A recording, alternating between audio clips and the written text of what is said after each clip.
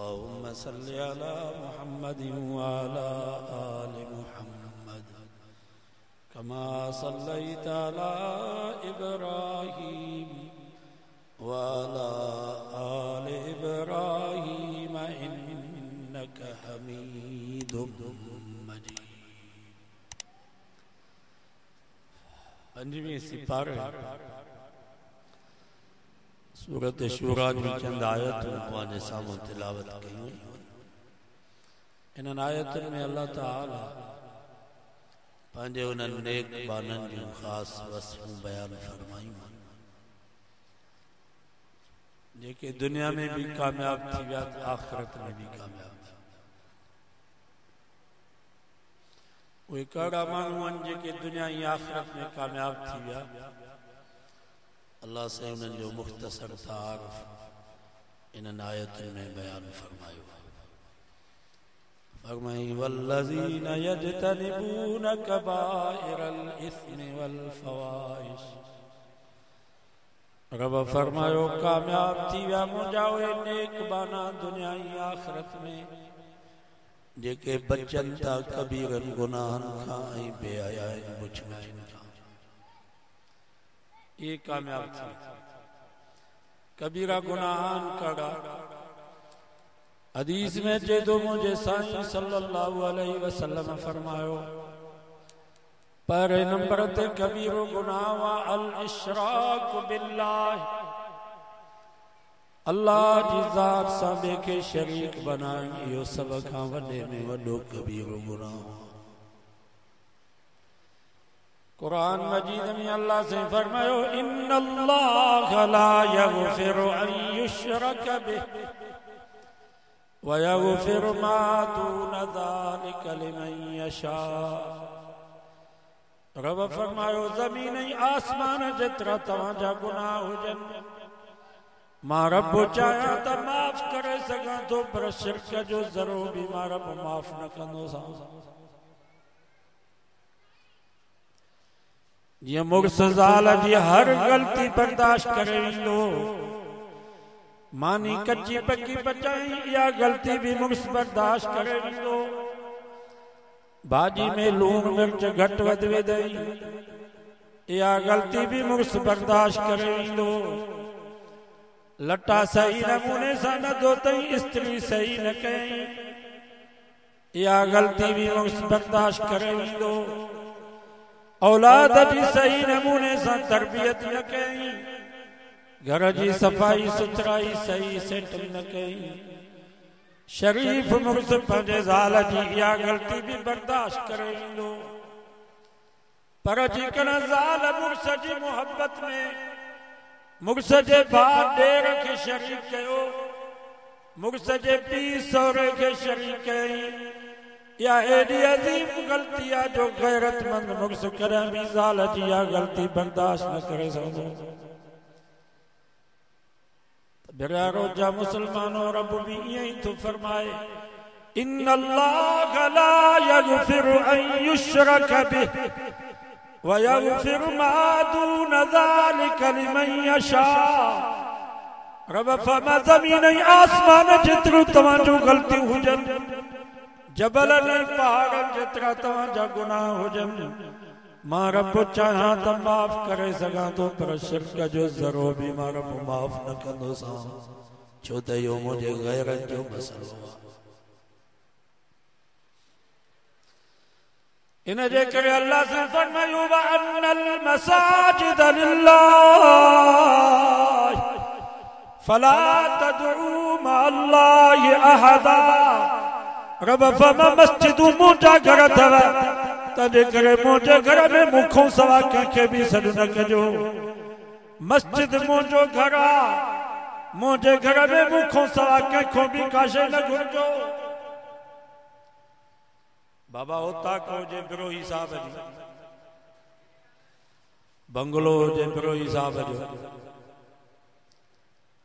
मेहमान हुजे बिरोही साहब जो, ऐं उहो बिरोही साहब जो मेहमान बिरोही साहब जे ओताक में वेही वरी कंहिं राजपर खे चए त मूंखे मानी तूं खारा, मूंखे चांहि तूं प्यार, ॿुधायो इन बिरोही साहब खे कावड़ ईंदी कि न ईंदी?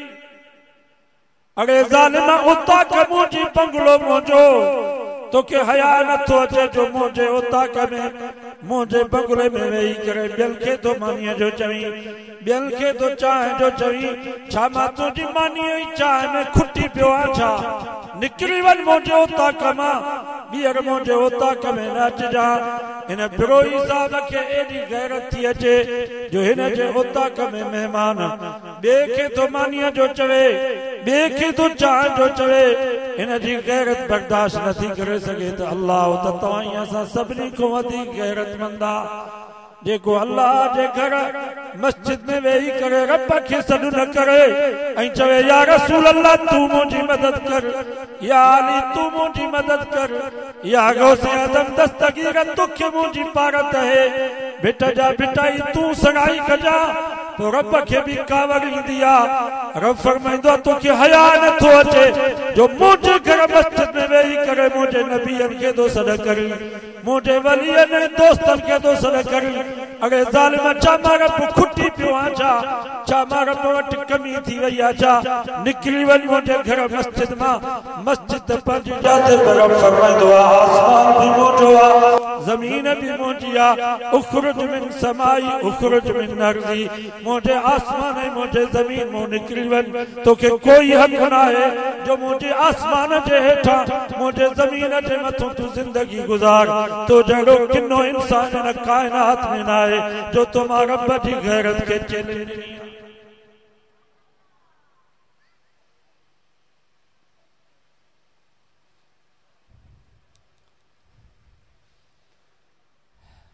अन्या न समझ तुझी ज़ाल तुझे सामू वेठी हुजे ऐं पंहिंजे घर वारे जे सामू ॿी माईअ खे चई त मुंहिंजा लटा तू खणी आ, मुंहिंजे लाइ मानी तू खणी आ। ॿुधायो ज़ाल खे कावड़ ईंदी कि न ईंदी? वस हुजेसि त डंडो हिकिड़ो कंदव। मां हिन घर जी मालिकाणी आहियां, मां सब कुछ तुझे करे छड़े करे हिते पहुती आहियां। तोखे हया नथो अचे जे मुंहिंजे साम्हूं ॿियनि खे तो मानीअ जो चवी, ॿियनि खे तो पाणीअ जो चवी।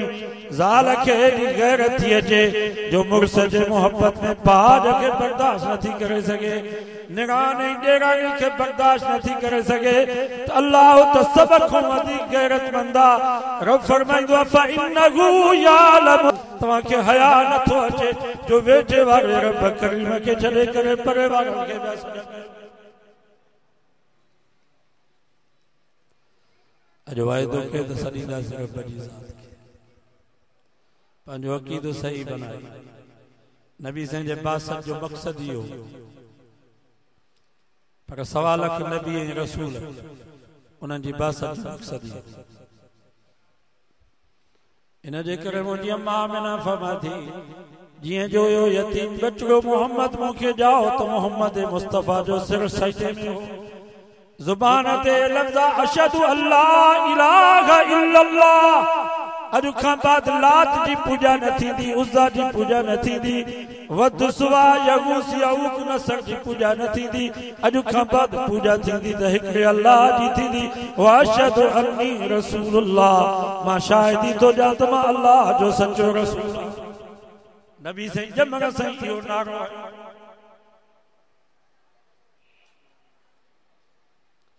नबी साईं हज़रत माज़ के फरमायो या माज़ लब्बैक व सअदैक या रसूल अल्लाह।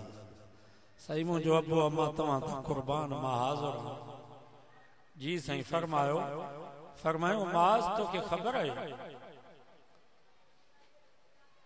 त अल्लाह जा बाननि ते कड़ा हक़ आहे। हज़रत माज़ कयो साईं मूंखे ख़बर न आहे, अल्लाह ऐं अल्लाह जो रसूल ॼाणनि था।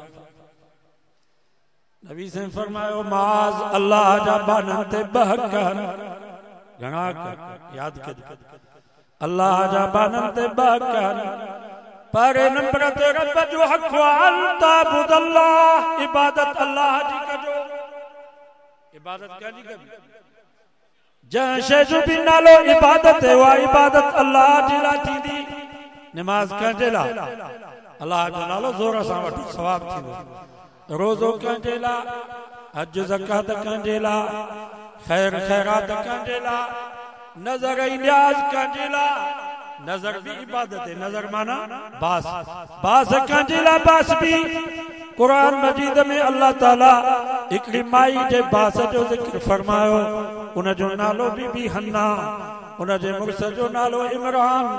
3 सिपारे सूरत आल इमरान में उन माई बास बासी किए थी, बास बासे चवे थी इन्नी नजर तुलक या अल्लाह, का माई बास बासी दी पीर जेला, का वली जेला, का इमाम जेला, का गौस जेला, का कलंदर साईं जेला, पर इन्नी नजर तुलक या अल्लाह, मां बास थी बस पर बास तुझेला। अल्लाह आखे उन्हें माई जी बास एडी वणी वई जो कुरान मजीद में 3 सिपारे सूरत आल इमरान में बीबी हन्ना जे बास के रब जिक्र करे। क़यामत ताईं नबी से जे उम्मतियन के सबक दिनो त तवां भी इए बास बासो जीअं बीबी हन्ना बास बासी। हजरत अली साईं अम्मा फातिमा कंहिंजे लाइ बास बासी। सुनो हसन हुसैन बीमार थी पिया, बई जगह हजरत अली से अम्मा फातिमा बासदा बासिन, या अल्लाह जेकर ये सजा बचड़ा हिन बीमारी मां खुश थिया त असां तुंहिंजी रज़ा जे लाइ 3 रोज़ा रखंदासीं। त बास कंहिंजे लाइ, नज़र ऐं न्याज़, न्याज़ कंहिंजे लाइ, न्याज़ जी माना आहे झुकण, न्याज़मंदी, झुकाव। मां तव्हां खां पुछां थो झुकबो कंहिंजे आॾो आहे? इए चौंदा कोई नजर भी अल्लाह जो, न्याज भी अल्लाह जो, सवाब हुसैन, सवाब हजरत हुसैन साईं के मिले। छा तव्हां निधड़काओ छा, या त इए चो त असां निधड़काऊं? बाबा उ बागड़ी भील खोली वांगड़ा कोई निधड़कार, उन्हनि वटि न कुरान, उन्हनि वटि न मोहम्मद मुस्तफा। असां वटि त कुरान भी आहे, असां वटि त मोहम्मद मुस्तफा भी आहे, नबी जो फरमान असां वटि मौजूद आहे। छा नबी से असांखे बास न सिखारियो? असांखे ख़ैरात कान सिखारियो त ख़ैरात कीअं कबी आहे?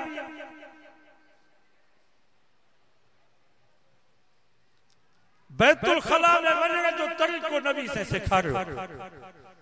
त वाशरूम में वञो त पैर खबो पेर दाख़िल कयो ऐं या दुआ घुरो, अल्लाहुम्मा इन्नी अऊज़ु बिका मिनल खुबुस वल खबाइस। बाथरूम मां ॿाहिरि निकिरो त पैर सॼो पेर ॿाहिरि कढो ऐं या दुआ घुरो, गुफ़रानक अल्हम्दुलिल्लाहि अल्लज़ी अज़हब अनिल अज़ा व आफ़ा। ऐं नबी से ख़ैरात न सिखारियो त ख़ैरात कीअं कबी आहे? या त चओ त असां निधड़काऊं, असां वटि क़ुरान न आहे, मोहम्मद न आहे, पोइ जीअं वणे वधे खैरात की खैरात फी सबीलिल्लाह, सवाब अबे के मिले। खैरात फी सबीलिल्लाह, सवाब अम्मा के मिले। खैरात फी सबीलिल्लाह, सवाब मुझे उस्ताद मुर्शिद के मिले। खीर खैरात फी सबीलिल्लाह, मां गरीबन के प्यारा तो सवाब मुझे महबूब सुभानी हजरत अब्दुल कादिर जिलानी रहमतुल्लाह अलैह के मिले। कह तवा के मनो कया असां अहल सुन्नत वल जमात उलमा देवबंद जो अकीदो ईमान आ त ईसाले सवाब बरहका, ईसाले सवाब बरहका। ये ना है जो मर गया मरदूद न खत्मा न दुरूद। तो पंहिंजे पीउ मां जे ईसाले सवाब जे लाइ मस्जिद ठाराई। रब खां दुआ घुर, या अल्लाह जेकॾहिं ही अमल तो वटि क़बूल आहे, मां हिन जो सवाब अबे अम्मा खे थो बख़्शां। जाइज़ आहे तो पंहिंजे अमर जे ईसाले सवाब जे लाइ मदरसे जो हाल ठारायो। रब खां दुआ घुर, या अल्लाह जेकॾहिं ही अमल तो वटि क़बूल आहे, मां हिन जो सवाब अम्मा खे थो बख़्शां। जाइज़ आहे तो पंहिंजे पीउ मां जे ईसाले सवाब जे लाइ खैरात जूं 5 देगियूं लाथियूं। रब खां दुआ घुर, या अल्लाह जेकॾहिं ही अमल तो वटि क़बूल आहे, मां हिन जो सवाब अबे अम्मा खे थो बख़्शां। जाइज़ आहे कंहिं तव्हां खे मना कई आहे तूं 3 दफ़ा कुल अल्लाह पढ़ी रब खां दुआ घुर, या अल्लाह जेकॾहिं ही अमल तो वटि क़बूल आहे। तुंहिंजे महबूब फरमायो आहे जेको 3 दफ़ा कुल अल्लाह पढ़ंदो उनखे पूरे क़ुरान मजीद जे ख़त्म जो सवाब मिलंदो। मां ही सवाब पंहिंजे अबे अम्मा खे थो बख़्शां। जाइज़ आहे कंहिं तव्हां खे मना? सब कुछ असांखे अल्लाह जे नबी सिखारियो। त नज़र कंहिंजे लाइ? बाबा अल्लाह जो नालो वठो ज़ोर सां, न्याज कंहिंजे लाइ, खैरात कंहिंजे लाइ, नमाज कंहिंजे लाइ, रोज़ो कंहिंजे लाइ। परे नंबर ते रब जो हक़ अथव अल्लाह, इबादत अल्लाह जी कजो। बे नंबर ते मुझे नबी फरमायो माज, बे नंबर ते रब जो हक़ आहे वला तुशरिक बिही शैया, रब जी ज़ात सां कंहिंखे भाईवार न बणाइजो। हाणे मां तव्हां खां पुछां थो मदद करण वारो केरु आहे? इज़ा जाअ नस्रुल्लाह वल फतह, जॾहिं ईंदी अल्लाह जी मदद। कंहिंजी मदद? अल्लाह जी मदद या नबी साईं जी या हज़रत अली साईं जी? नस्रुम मिनल्लाह व फतहुन करीब, मदद ऐं नुसरत कंहिंजे तरफ़ां ईंदी आहे? अल्लाह जे तरफ़ां ईंदी आहे। अल्लाह जा नबी बि जॾहिं परेशान थिया, क़ौम उन्हनि खे ईज़ायो त उन्हनि जे ज़ुबान ते बि इहे लफ़्ज़ हा, मता नस्रुल्लाह, अल्लाह जी मदद कॾहिं ईंदी? कुरान मजीद जी सूरत फातिहा में भी रब फरमायो अल्हम्दुलिल्लाह रब्बिल आलमीन, सब तारीफ़ अल्लाह जे लाइ जेको समूरनि जहाननि जो पालनहार आहे। अर्रहमान जेको सभिनी ते मेहरबान, अर्रहीम जेको क़यामत जे ॾींहुं पंहिंजे ख़ासि बंदनि सां ख़ासि मेहरबानी कंदो, मालिक यौमिद्दीन जेको जज़ा ऐं सज़ा जे ॾींहं जो मालिक आहे।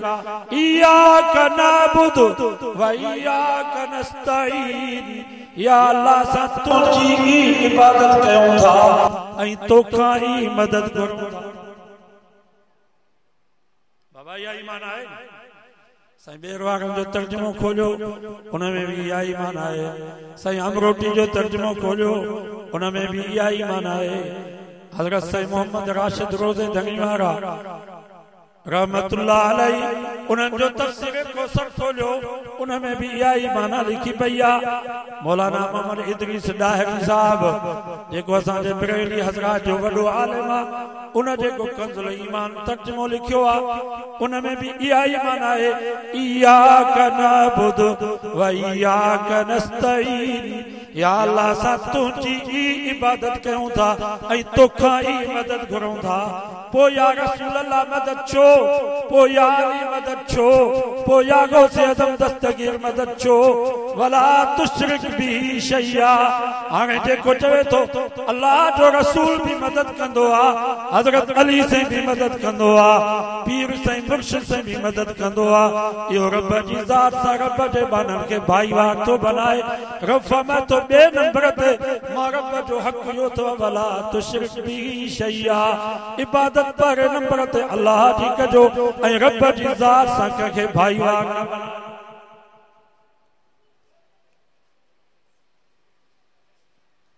बाबा पुटनि ॾियण वारो केरु आहे? लिल्लाहि मुल्कु समावाति वल अर्द यख़्लुक़ु मा यशा यहबु लिमन यशाउ इनासा। 5 सिपारो सूरत शूरा। रब फरमायो आसमाननि जो मालिक मां, ज़मीन जो मालिक मां, मुंहिंजी मर्ज़ी आहे जेकी वणे पैदा कयां। यहबु लिमन यशाउ इनासा, मुंहिंजी मर्ज़ी आहे जंहिंखे न्याणियूं न्याणियूं ॾियां। वयहबु लिमन यशाउ ज़ुकूर, मुंहिंजी मर्ज़ी आहे जंहिंखे पुट ई पुट ॾियां। औ युज़व्विजुहुम ज़ुकरानन व इनासा, मुंहिंजी मर्ज़ी आहे जंहिंखे पुट ई न्याणियूं ॿई ॾेई छॾियां। वयजअलु मन यशाउ अकीमा, मुंहिंजी मर्ज़ी आहे जंहिंखे पुट ने न्याणियूं ॿिन्हिनि खां सिकाए छॾियां। इहो मुंहिंजो कमु आहे, ॿिए कंहिंजो ई कमु न आहे। बाबा पुटनि ॾियण वारो केरु आहे? न्याणियुनि ॾियण वारो केरु आहे? हज़रत इब्राहिम अलैहिस्सलाम, हज़रत याकूब अलैहिस्सलाम खे अल्लाह से रुगो पुट ई पुट ॾिना। हज़रत लूत अलैहिस्सलाम, हज़रत शुएब अलैहिस्सलाम खे अल्लाह से रुगो न्याणियूं न्याणियूं ॾिनियूं। वरी असांजे मिठे नाले वारे हज़रत मोहम्मद मुस्तफ़ा सल्लल्लाहु अलैहि वसल्लम खे रब पुटरा बि ॾिना त न्याणियूं बि ॾिनियूं। इहो कंहिंजे हथ में आहे? हज़रत मूसा अलैहिस्सलाम मिस्र खां मदियन आयो। कुरान तो फलम्मा वरद माअ मदियन, हज़रत मूसा अलैहिस्सलाम जब मदियन में पहुंचो वजद अलैहि उम्मतन मिनन नास यसकून। मदियन में बाहर आए खूह हुयो ते खूह ते धनारन जी हिकिड़ी वॾी जमात हुई जेके पंहिंजे माल खे पाणी पिया पियारनि के बकरियुनि खे के रिढुनि खे के ढगियुनि खे के उठनि खे पाणी पिया पियारनि। क़ुरान तो फरमाए हज़रत मूसा अलैहिस्सलाम ॾिठो त उते ॿ न्याणियूं हुयूं ववजद मिन दूनिहिम इम्राअतैनि तज़ूदान। ॿ न्याणियूं हुयूं हयादार जेके पासे में बीठियूं हुयूं पंहिंजे बकरियुनि खे पयूं तड़नि। हज़रत मूसा अलैहिस्सलाम उन्हनि न्याणियुनि वटि आयो उन्हनि खां पुछा के काल मा ख़तबुकुमा। बाबा तव्हांजो छा हाल आहे जो हिते सभु मर्द आया आहिनि तव्हां न्याणियूं थी करे माल खे पाणी पियारण जे लाइ हो छा तव्हांजो को मर्द कोन्हे छा को भाउ तव्हांजो कोन्हे छा या तव्हांजो को नौकर चाकर कोन्हे छा। क़ुरान तो फरमाए उन्हनि न्याणियुनि हज़रत मूसा अलैहिस्सलाम खे जवाब में चयो क़ालता ला नस्की हत्ता युस्तिर रिआ व अबूना शैखुल कबीर। उन्हनि न्याणियुनि हज़रत मूसा अलैहिस्सलाम खे चयो ई सभु धनार पंहिंजे माल खे पाणी पियारे हलिया वेंदा पोइ असां पंहिंजे बकरियुनि खे पाणी पियारींदासीं। असांजो को घर में मर्द कोन्हे न भाउ आहे न असां को ज़मींदार आहियूं जो को नौकर चाकर रखूं असां नबूवत जे ख़ानदान जा आहियूं मुंहिंजो असांजो पीउ आहे व अबूना शैखुल कबीर कुराड़ो झूर आहे उहो पाण ॿाहिरि नथो निकिरी सघे इन जे करे असां पाण आया आहियूं पंहिंजे बकरियुनि खे पाणी पियारण जे लाइ। मां तव्हां खां पुछां थो बिराड़ो जा मुस्लमानों तव्हां में को अहिड़ो शख़्स आहे जेको पंहिंजे नौजवान न्याणियुनि खे चवे त बकरियुनि खे पाणी पियारे अचो। मां तव्हां खां पुछां थो हज़रत शुएब अलैहिस्सलाम खे पुट जी ज़रूरत हुई या न हुई?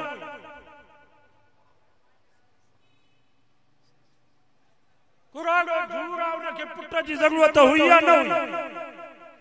अल्लाह जो नबी आहे पाण खे पुट नथो ॾेई सघे त नबीअ खां मथे को पीर को बुज़ुर्ग को इमाम आहे छा को वली आहे छा जेको पुट ॾेई सघे? मां तव्हां खां पुछां थो नबीअ जो मक़ाम मथे या बुज़ुर्ग जो मक़ाम?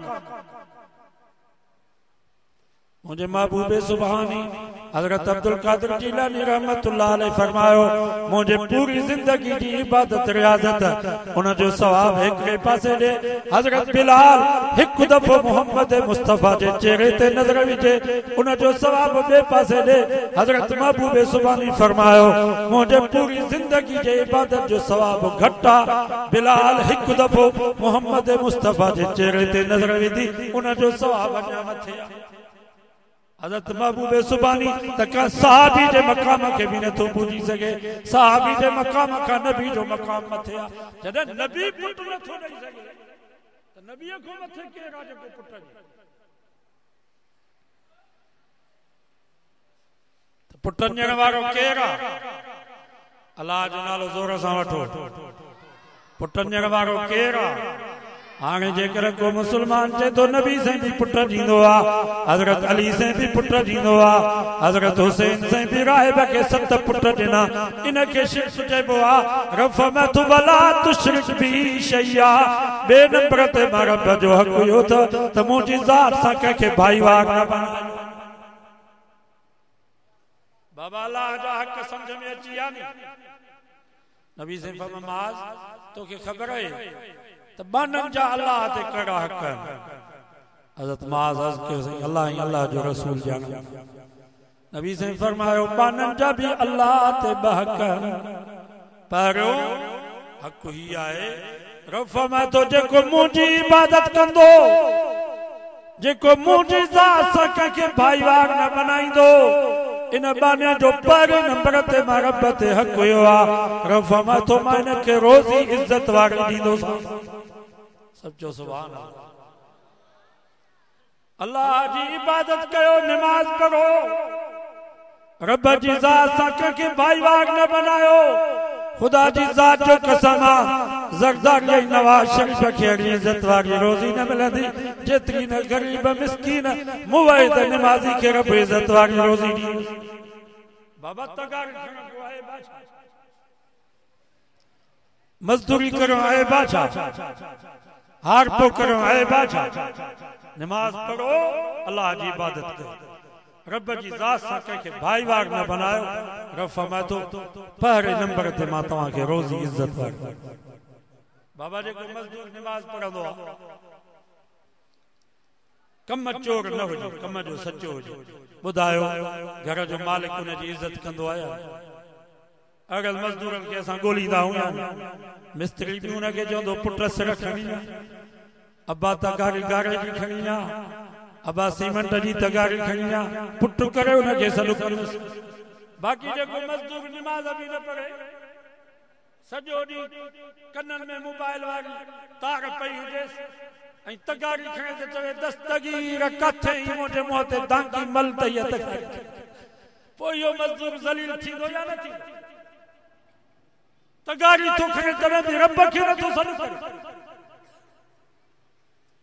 मां तव्हां खां पुछां थो, इन मजदूर जे मुंहं ते क़यामत जे ॾींहुं हज़रत महबूब सुभानी दांगी मलींदसि? हालांकि हदीस में चए थो मुंहिंजे नबी फरमायो, जॾहिं बाने जी का जुतीअ जी कई छिॾी पवंदी आहे, उहा बि रब खां घुरंदो आहे, या अल्लाह तूं मूंखे तौफ़ीक़ ॾे, इहा मुंहिंजी जुतीअ जी कई छिॾी पई आहे, त मां इहा जुतीअ जी कई गंढरायां। अल्लाह खे एॾी ख़ुशी थींदी आहे।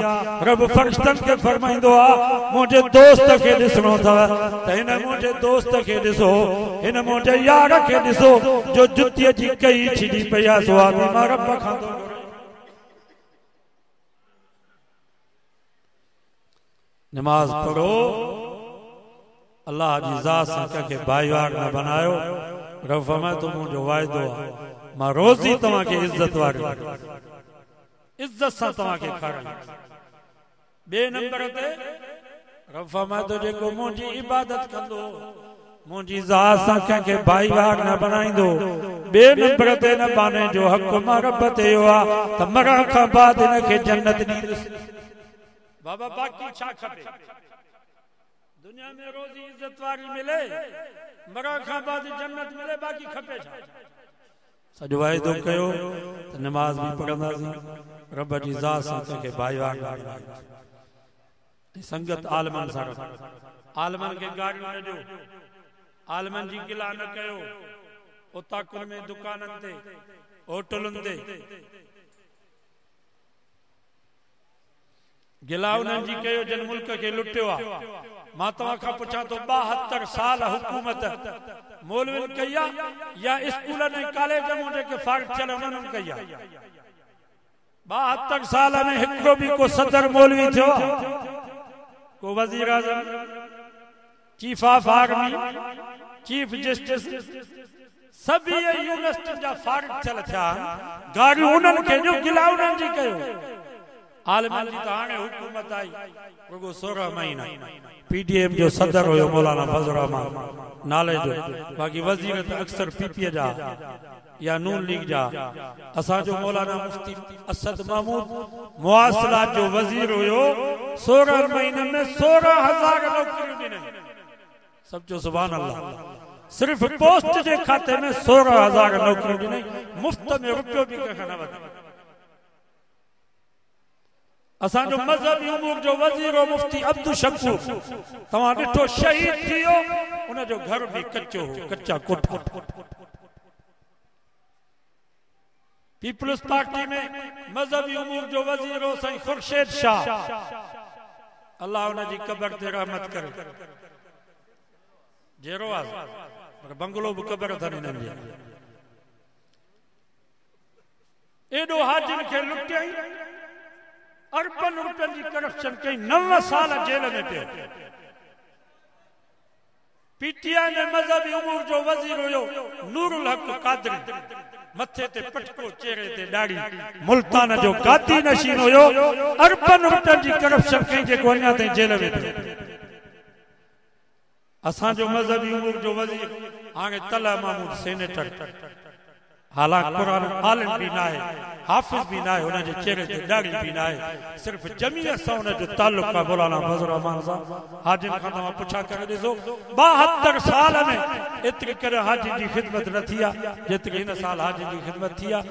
पछाड़ी में हिते मोटी आया, पोइ बि लख रुपया 1.5 लख रुपया उनखे वापसि। उलमा ते त तव्हां एतिराज़ कयो।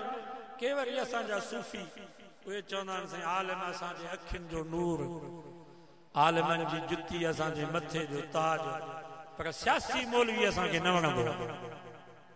मां तव्हां खां पुछां थो, ये लफ़्ज़ कंहिंजा? ये कादियानी जा लफ़्ज़ अथव? ये कादियानी जा लफ़्ज़ अथव जंहिंखे पीटीआई नकुल कया।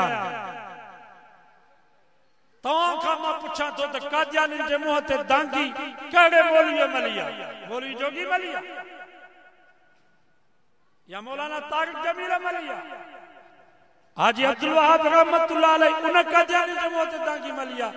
कादियानी जे मुंहं ते जेका दांगी मली आहे उहा सियासी मौलवी मली आहे। जेकर तोखे सियासी मौलवी नथो वणे, सम्झ में अचे थो त तुंहिंजो कुल्लो कादियानी सां मिले। ये लफ्ज़ कुछ सोचे समझी चवंदा। मौलाना मुफ्ती महमूद रहमतुल्लाह अलैह सियासी मौलवी हुयो या? तव्हांखे ख़बर आहे जॾहिं मिर्ज़ा नासिर असेंबली में आयो, मुफ्ती साहब फरमाईंदो दुपटको अछो, तुरो भी उनजो वॾो, दाढ़ी अच्छी, सीनो सॼो ढकियल, अछो जुब्बो पातल हुजेसि, हथ में आसो हुजेसि। असेंबली में जंहिं महिल आयो तो मेंबर मुफ्ती साहब के चयोसि हिन खे त काफ़िर चओ। वज़ीर कानून अब्दुल हफीज़ पीरज़ादो मुफ्ती साहब के चयो त ही काफ़िर आहे त पोइ मुस्लमान केरु आहे? मुफ्ती साहब फरमाईंदो महाराज जो रोई करे रब खां दुआ घुरे, या अल्लाह तूं असांजी मदद कर। ही असेंबली जा मेंबर त मूंखों वधीक नेक इन कादियानी खे पिया सम्झनि।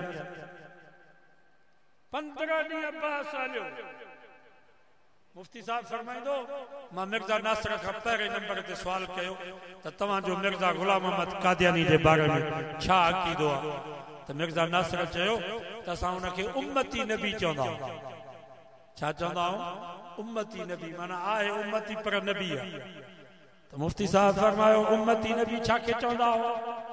त मिर्ज़ा नासिर चयो त नबी साईं जी उम्मत में जेको सभ खां वधीक नेक, मुत्तकी, परहेज़गार, जंहिंजा अमल सभ खां वधीक भला हुजनि, जंहिंजूं नेकियूं सभ खां वधीक हुजनि, इनखे असां उम्मती नबी चवंदा आहियूं।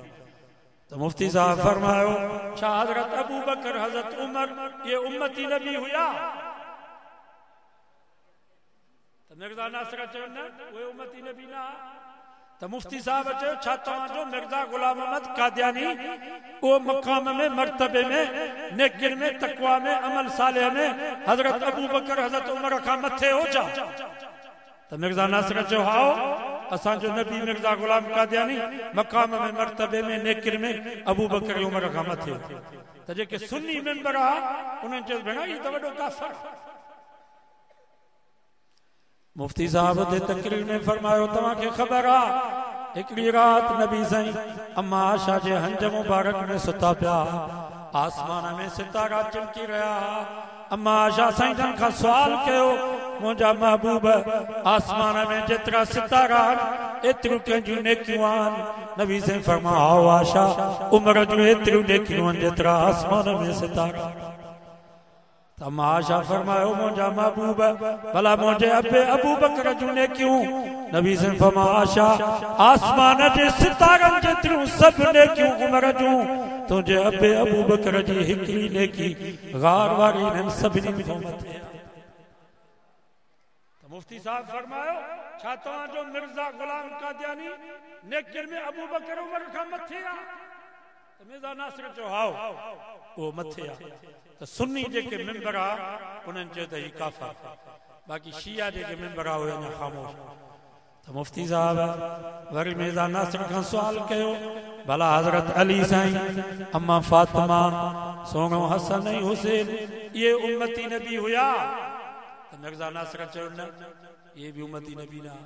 त तो मुफ्ती साहब फरमायो छा तव्हांजो मिर्ज़ा गुलाम कादियानी मकाम में मर्तबे में नेकिन में तकवा में परहेज़गारी में अमल सालिह में हज़रत अली से को भी मथे हो छा अम्मा फातिमा खां भी मथे हो छा सोने हसन ऐं हुसैन खां भी मथे हो छा त मिर्ज़ा नासिर चयो आओ असांजो मिर्ज़ा गुलाम कादियानी मकाम में मर्तबे में नेकिन में अली को भी मथे आ फातिमा को भी मथे आ हसन हुसैन को भी मथे आ त पोइ जेके शिया मेंबर आ उन्हनि चयो भई त वॾो काफ़िर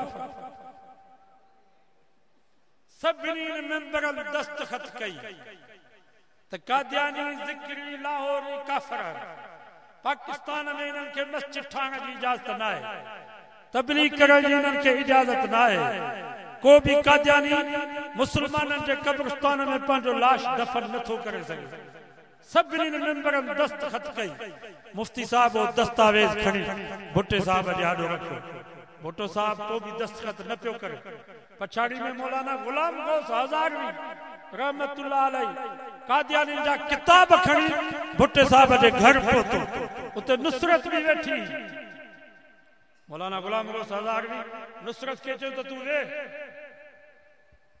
पोइ कादियानी जा किताब खोले करे ॾेखारे नुसरत ॿुध ही मिर्ज़ा कादियानी जो चवे माज़अल्लाह मां फातिमा जे हंज में निंड कंदो हसन हुसैन जहिड़ा सब मुंहिंजे खीसे में आहिनि पोइ या नुसरत उथी छो त उहा शिया आहिनि भुट्टे साहब के चई जुल्फी सुबह जो तोखे दस्तखत करनी आहे ही आले रसूल जा दुश्मन ही फातिमा अली जा दुश्मन पोइ मुफ्ती साहब सुबह जो आयो दस्तखत करे पियो पर मुफ्ती साहब के चई मां दस्तखत कंदुसि त मरंदुसि मुफ्ती साहब फरमायो भुट्टा जे करे नबी जे इज्जत जे करे खत्म नबूवत जे करे तू मरी वहीं त क़यामत ते तुंहिंजो नालो शहीद जे कतार भुट्टे साहब दस्तखत कई जर्नेल अची 17 जर्नेल कादियानी जेके हाणे पूरा थिया मौलाना अल्लाह वसायो साहब हाणे तकरीर में चयो हाणे जर्नेल जेके कादियानी आ कोई खत्म थिया हाणे इंशाअल्लाह जर्नेल जेके भी ईंदा उहे मोहम्मद मुस्तफा जा गुलाम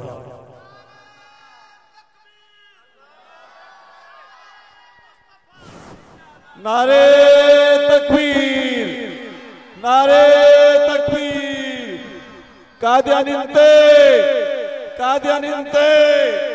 नारे तकबीर माता का पूछा तो सियासी मौलवी की जरूरत है या न हाणे तो इने साहबा अहल बैत जो बिल पास किए थे मां साईं मौलाना फैज मोहम्मद साहब जेके सेनेटर न खुददार वारा बलोचिस्तान वारा मां उन को पूछा कई सही बिल पास किए थे साईं फैज मोहम्मद साहब फरमाया मौलाना अल्लाह जी खास मदद थी असा 4 मौलवी सेनेट में ओडो सब को वधिक मेंबर चई मां 2 मिनट तकरीर कयम यौम इज़न तो हदिस अखबारहा क़यामत जो ॾींहुं थींदो ये ज़मीन गवाही ॾींदी ही कुर्सियूं गवाही ॾींदियूं ही ऐवान गवाही ॾींदो ही क़ौमी असेंबली हाल गवाही ॾींदो त तव्हां ताक़त भी हुई कुवत भी हुई कानून तव्हां जे हथ में हुयो फौज जे खिलाफ जेकर केरु ॻाल्हाए पियो त उन जी सज़ा में वाधारो ऐं नबी जे सहाबा नबी जे अहल बैत फातिमा हज़रत अली जे औलाद जी केरु बेअदबी करे ऐं तव्हां उन जी सज़ा में वाधारो न कयो साईं फैज़ में साहब फरमायो मां 3 मिनट तकरीर कयम जेके भी सेनेट में मेंबर वेठा सभिनी मुत्तफ़िक़ तौर ते दस्तखत कई त जेको नबी जे सहाबा नबी जे अहल बैत फातिमा हज़रत अली जे औलाद जी बेअदबी कंदो गुस्ताखी कंदो उनखे घट में घट 10 साल बामुशक्कत सज़ा हिकड़ी निभागी हुई शेरी रहमान ये बिलिया जगन जो शेरी इने सही न कई पेट में वकरा हुया बियो साईं बुधायो लाड़कांग जो हिकिड़ो अपड़ो हुयो सेनेटर उन भी सही न कई बाक़ी सभिनी मुत्तफ़िक़ तौर ते दस्तखत कई त जेको नबी जे सहाबा नबी जे अहल बैत आले रसूल जी बेअदबी कंदो उनखे घट में घट 10 साल सज़ा मिलंदी हाणे मां तव्हां खां पुछां थो इहो कमु सियासी मौलवी कयो या मौलवी जोगी कयो तू जो चवी तो मुझे सियासी मौलवी नथा वणन माना तू सहाबा जो दुश्मन आनी तू अहल बैत जो दुश्मन आनी तू जो चवी तो मुझे सियासी मौलवी नथा वणन माना तू जो कुलो कादियानी सां मिलियल आहे खुदा जो वास्तो था ये लफ्ज न चवंदा कयो अॼु वाइदो कयो त असां हर मजलिस में ओताक में दुकान में इएं चवंदासीं त सभु अहले हक़ आलिम असांजे मथे जो ताज। नारे तकबीर। जमीयत उलमा इस्लाम, जमीयत उलमा इस्लाम, कायद जमीयत हजरत मौलाना फजल रहमान, कायद जमीयत हजरत मौलाना फजल रहमान। नारे तकबीर। हर दुकान ते हर चौक ते इएं चओ त जेके वाइज़ कंदा आलिम इहे बि असांजे अखियुनि जो नूर, जेके मदरसनि में वेही करे पढ़ाइनि था इहे बि असांजे अखियुनि जो नूर, जेके असेंबली में वेही करे ज़ालिमनि खे हक़ जो कलमो चवनि था इहे बि असांजे अखियुनि जो नूर। तॾहिं असांजो बचा थींदो ऐं अज़म कयो त इंशाअल्लाह 8 फरवरी ते इंशाअल्लाह असां वोट किताब खे ॾींदासीं, असां वोट आलिमनि खे ॾींदासीं। अॼु खां बाद इहा वर्क शुरू कयो, दोस्तनि खे मिटनि माइटनि खे सम्झायो त जीअं अफ़गानिस्तान में तालिबान इनकलाब आंदो आहे इंशाअल्लाह असां पंहिंजे मुल्क पाकिस्तान में बि मोहम्मद मुस्तफ़ा जो निज़ाम नाफ़िज़ सब कोशिश कंदो नी इंशाअल्लाह। दुआ भी करो अल्लाह ताला उलमा जी ने तहरीक कामयाब फरमाए, असांजे मुल्क पाकिस्तान जी रब हिफाजत फरमाए, फ़लस्तीन जे मुसलमाननि जे लाइ ख़ुसूसी दुआऊं करो अल्लाह ताला उन्हनि जी मदद फरमाए ऐं उन्हनि जे लाइ तावन कयो। तावन नथा करे सघो त घटि में घटि यहूदियुनि जूं इसराइल जी कंपनी जूं जेके शयूं आहिनि उहे उन्हनि सां बाइकाट कयो। पेप्सी आहे, कोका कोला आहे, मरंडा आहे, स्प्राइट आहे, इन्हनि बोतलुनि खां बाइकाट कयो। इन्हनि जो फ़ाइदो यहूदियुनि खे बि मिले, उहे पैसा खणी करे मुसलमाननि खे बि मारनि। ई सुप्रीम जेका चाह आहे, सुप्रीम चाह, इन चाह जो पत्ती जो बि बाइकाट कयो। ई डालडा जेको गेहू आहे इन जो बि बाइकाट कयो। ई लक्स जेको साबुण आहे इन जो बि बाइकाट कयो। इन्हनि जो फ़ाइदो यहूदियुनि जे कंपनी खे मिले थो जेके फ़ाइदो वठी करे मुसलमाननि खे बि मारनि। अञा ॿियूं बि केतिरियूं शयूं आहिनि जेके मुंहिंजे ज़हन में न आहिनि, उलमा खां पुछी ॾिसो त कहिड़ियूं शयूं आहिनि। पंफलेट उन्हनि जा मिलनि था त हीअ शयूं यहूदियुनि जूं आहिनि, अमेरिका जूं, इसराइल जूं कंपनी जूं आहिनि। इन्हनि जो फ़ाइदो उन्हनि खे बि मिले। ॿियो नथा करे सघो त घटि में घटि उन्हनि खे इहो नुक़सानु त ॾींदो नी इंशाअल्लाह। जेके बि यहूदियुनि जे कंपनी जूं शयूं आहिनि अज़म कयो त इंशाअल्लाह असां न वठंदासीं। अल्लाह सां को दुआ आहे अल्लाह ताला तव्हां असां